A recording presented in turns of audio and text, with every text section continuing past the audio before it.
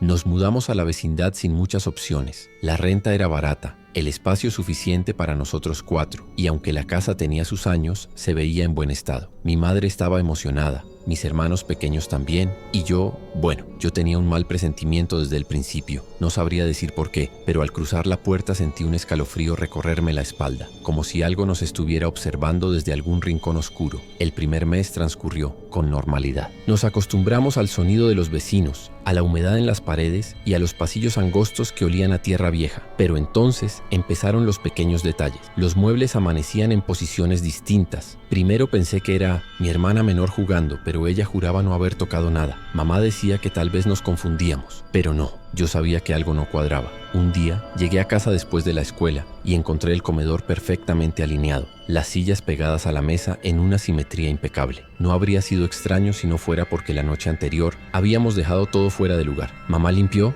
le pregunté a mi hermano. Me miró confundido. No, así amaneció. Poco a poco, el fenómeno se hizo más evidente. Si dejábamos zapatos tirados, al día siguiente estaban ordenados, junto a la puerta. Si una silla quedaba chueca, amanecía acomodada a la perfección. A veces, en las madrugadas, creía escuchar pequeños movimientos, pero cuando me levantaba a revisar, todo estaba en su sitio. Mi madre decía que no nos preocupáramos, que quizá los anteriores inquilinos eran muy meticulosos y la casa tenía buena energía, pero a mí no me convencía. ¿Buena energía o algo más? Las cosas cambiaron cuando a mi hermana menor se le ocurrió jugar con el orden de la casa. Una tarde, riendo, comenzó a mover las sillas a propósito, a tirar sus juguetes y a empujar la mesa fuera de lugar. A ver si el fantasma los vuelve a ordenar, dijo con burla. Esa noche la casa cambió. Despertamos con un estruendo en la sala. Mi madre salió corriendo de su cuarto y yo la seguí, el corazón martillándome en el pecho. Todo estaba en desorden. Las sillas estaban tiradas, los cuadros torcidos, el tapete enrollado. Pero lo más aterrador fue lo que encontramos en la pared.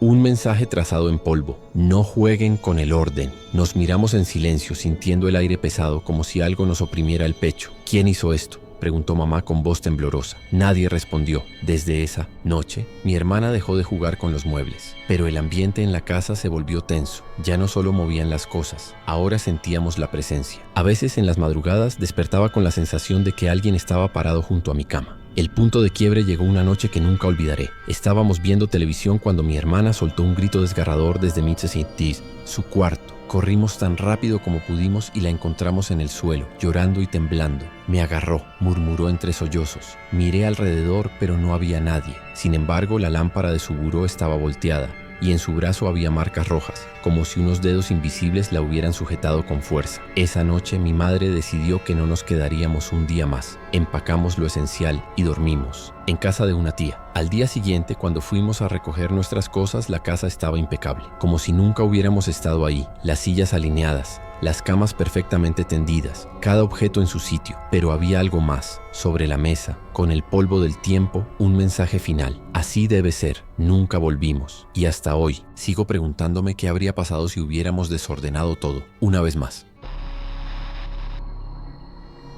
Cuando tienes 15 años, el miedo a lo desconocido es casi inexistente. Crees que el mundo es tuyo, que nada puede lastimarte, que las advertencias de los adultos son solo supersticiones sin sentido. Así pensaba yo, hasta aquella tarde en que mi vida cambió para siempre. Nosotros jugábamos fútbol casi todos los días en un terreno baldío cerca del barrio. Era un lugar seco, con tierra suelta, maleza alta y restos de construcciones viejas. A veces encontrábamos cosas extrañas, vidrios rotos, pedazos de muros, incluso huesos de animales. Pero ese día algo diferente apareció entre los arbustos. Yo fui el primero en notarlo. A simple vista parecía solo un pedazo de madera clavado en la tierra, pero al acercarme sentí un escalofrío inexplicable. Era una cruz, vieja y gastada, con un listón rojo atado en el centro. No tenía nombre ni fecha, solo estaba ahí, solitaria en medio de la nada. ¿Qué es eso?, preguntó Pepe, mi mejor amigo, pateando una piedra en dirección a la cruz. No, sé, pero no se ve tan vieja, respondí, sintiendo un extraño malestar en el pecho. Los demás se acercaron curiosos. Uno de ellos, Rubén, soltó una carcajada. Seguro es una de esas cruces que ponen cuando alguien muere en un accidente, dijo. Hubo un silencio incómodo. Hasta ese momento no había pensado en eso. El solo hecho de imaginarlo me hizo sentir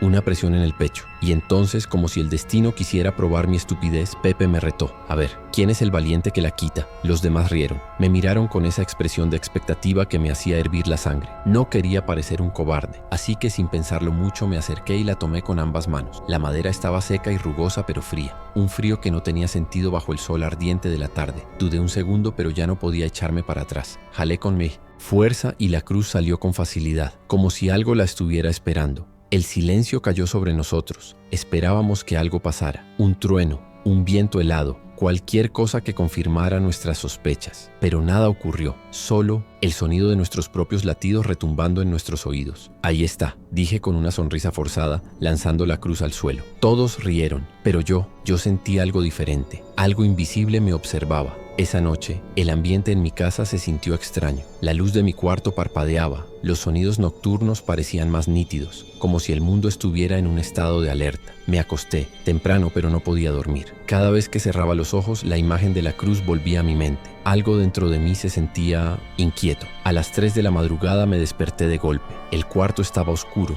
pero algo no estaba bien. Había alguien parado a los pies de mi cama. Una figura alta de hombros encorvados, con una silueta borrosa, como si su cuerpo estuviera cubierto de humo. No tenía pies. Sus piernas flotaban apenas sobre el suelo. Mis manos se aferraron a las sábanas. No podía moverme, no podía respirar. En sus manos sostenía la misma cruz que yo había arrancado. Y entonces habló, no con palabras, sino con un murmullo ronco y grave que me hizo vibrar los huesos. Un sonido imposible de entender, pero que me llenó de un terror primitivo. Mis labios se abrieron, pero ningún sonido salió de mi garganta. La figura inclinó la cabeza lentamente, como si me estuviera estudiando. Y luego dio un paso hacia mí. El suelo crujió bajo un peso invisible. El aire se volvió helado. Un dolor punzante se extendió por mi pecho, como si algo invisible me estuviera apretando el corazón. Y cuando creí que el miedo me mataría, mi madre encendió la luz. La figura desapareció. Mi cuerpo estaba empapado en sudor. Mi respiración era errática. No pude decir nada. Solo señalé la ventana con la mano temblorosa. Afuera, en el patio, la cruz que había arrancado estaba de pie, perfectamente clavada en la tierra. A la mañana siguiente, mi abuela fue la primera en notarme el semblante pálido. No tuve que decir nada. Ella vio mis ojos enrojecidos y entendió que algo no estaba bien. ¿Qué hiciste?, preguntó con voz baja. Yo temblando le conté todo. No me regañó, no me insultó. Solo se levantó,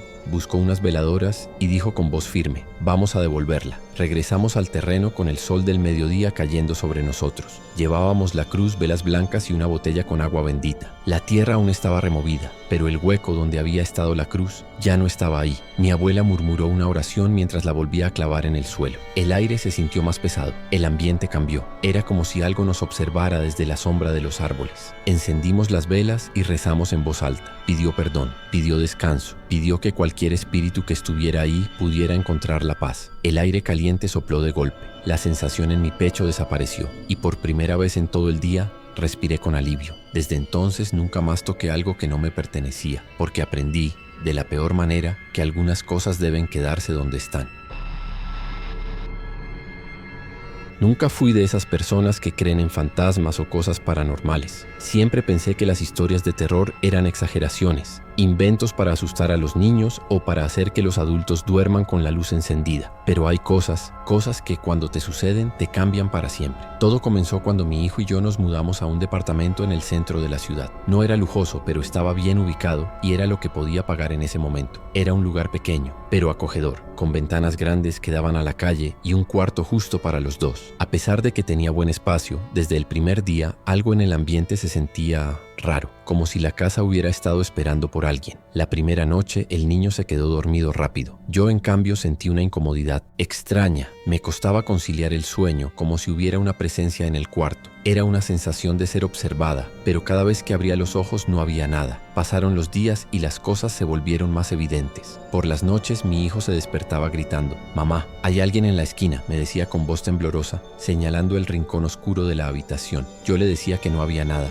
que era solo su imaginación, pero entonces comencé a escucharlo yo también. A eso de las 3 de la madrugada, siempre a la misma hora, se escuchaban pasos en el pasillo, lentos, pesados, como si alguien estuviera caminando sin prisa. No podía ser el vecino porque el sonido venía desde dentro de nuestro departamento. Y luego lo vi por primera vez. Una noche desperté de golpe sin saber por qué. Algo me hizo girarme hacia la puerta de mi habitación y ahí estaba, una figura alta, más alta de lo normal, con un sombrero negro de ala ancha y una silueta delgada. No podía ver su rostro, pero lo peor fue la sensación que me provocó. No era solo miedo, era pánico puro. Una angustia que se me atoró en la garganta. Quise moverme, pero mi cuerpo estaba paralizado. Quise gritar, pero mi voz no salió. Solo pude verlo ahí, quieto, con esa presencia que parecía absorber toda la luz de la habitación. Entonces sonrió. No fue una sonrisa normal. No tenía labios, no tenía cara, solo una sombra y una boca demasiado grande, demasiado torcida, demasiado equivocada, y en un parpadeo desapareció. A la mañana siguiente traté de ignorarlo. Pensé que tal vez fue un sueño, que tal vez era mi mente jugándome una mala pasada, pero mi hijo me miró con el rostro pálido y me dijo algo que me hizo perder el aliento. Mamá, el hombre del sombrero también te ve cuando duermes. Mi piel se erizó. No podía ser una coincidencia. Le pregunté qué más sabía sobre él. No tiene cara, pero siempre sonríe. Y nunca se va. Desde ese día las cosas solo empeoraron. Lo veía en los reflejos de las ventanas, en las sombras que no deberían estar ahí. A veces, su silueta oscura aparecía al pie de mi cama, sin moverse, sin hacer ruido, solo esperando. Empecé a enfermarme. Me sentía cansada todo el tiempo, como si algo me estuviera absorbiendo la energía. Mi hijo también cambió. Ya no quería jugar, ya no comía bien. Sus ojeras eran profundas y su mirada vacía. Yo sabía que no podíamos seguir ahí, pero lo peor ocurrió una tarde en el transporte público. Subí a un autobús después del trabajo, distraída, agotada. Me senté junto a una mujer mayor que de repente me miró fijamente. «Lupéis, traes contigo», susurró. Mi corazón se detuvo. Perdón, la sombra, el hombre con el sombrero. Lo traes contigo. Mi sangre se heló. No podía ser posible. Nadie más debía saberlo. Pero ella lo vio. Y entonces, en un tono más bajo, me dijo algo que me dejó sin aliento. Si no te vas pronto, él nunca los dejará ir. Esa misma noche empacamos todo. No me importó el dinero, la renta, nada. Solo quería salir de ahí. Nunca supe qué era esa cosa. Pero a veces, cuando apago las luces y hay suficiente oscuridad en la habitación, siento que algo me observa, como si aún estuviera esperando, como si nunca se hubiera ido. Siempre me consideré una persona lógica. No creo en fantasmas, demonios ni fuerzas sobrenaturales, pero hay cosas que simplemente no tienen explicación, cosas que no deberían suceder en este mundo. Todo comenzó durante mis sesiones de terapia. Después de un año difícil, decidí buscar ayuda profesional. Mi terapeuta, el Dr. Aguirre, tenía un consultorio modesto pero acogedor, paredes de color beige, un sillón cómodo y una lámpara de pie que daba una luz tenue y cálida. Era un lugar seguro, o al menos así lo sentía al principio. Durante meses las sesiones fueron normales. Hablábamos de mis problemas, de mis ansiedades, de los sueños extraños que a veces tenía. Pero una tarde algo cambió. Desde que entré a su oficina, el ambiente se sintió raro. El aire estaba denso, pesado, como si el espacio estuviera lleno de electricidad estática. Me senté en el sillón como siempre, pero en cuanto levanté la mirada hacia él, mi cuerpo se congeló. Sus ojos estaban mal. No era fácil explicarlo. Miraban en direcciones imposibles. Uno veía hacia mí, el otro parecía estar torcido, desviado hacia la nada. Era como si su rostro estuviera descompuesto, como si algo estuviera tratando de imitar un rostro humano, pero hubiera fallado en los detalles más sutiles. Parpadeé varias veces, intentando aclarar mi vista. Pensé que tal vez era un efecto de la luz, pero no. Su cara seguía deformada, solo que ahora se estaba moviendo.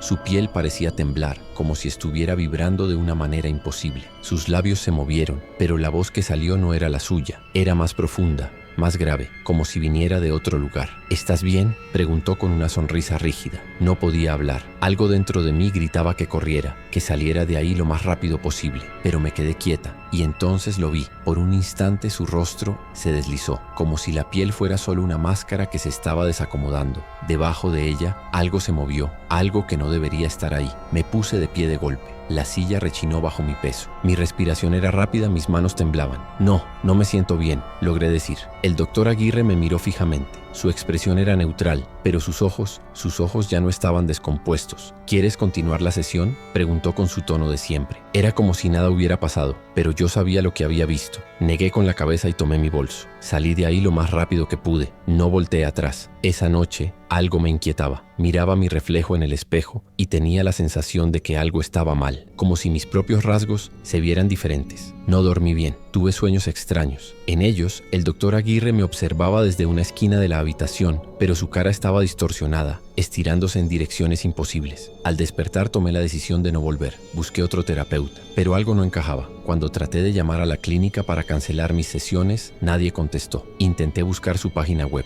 pero ya no existía. Qué raro, pensé. Al día siguiente, decidí ir en persona, pero cuando llegué al edificio lo que vi me dejó helada. El consultorio no estaba ahí, era un local abandonado. Las ventanas estaban cubiertas con tablas viejas y la puerta tenía un letrero oxidado que decía «Cerrado desde 2017». No podía ser posible. Yo había estado ahí la semana pasada. Yo había hablado con él. Saqué el celular y busqué su nombre en internet. No había registros, ni página web, ni dirección, ni fotos. Era como si nunca hubiera existido. Desde ese día tengo miedo de los reflejos. A veces cuando me veo en el espejo, siento que mis ojos no están alineados, como si algo más estuviera detrás de mi cara, tratando de imitarme, como si fuera una falla en la realidad.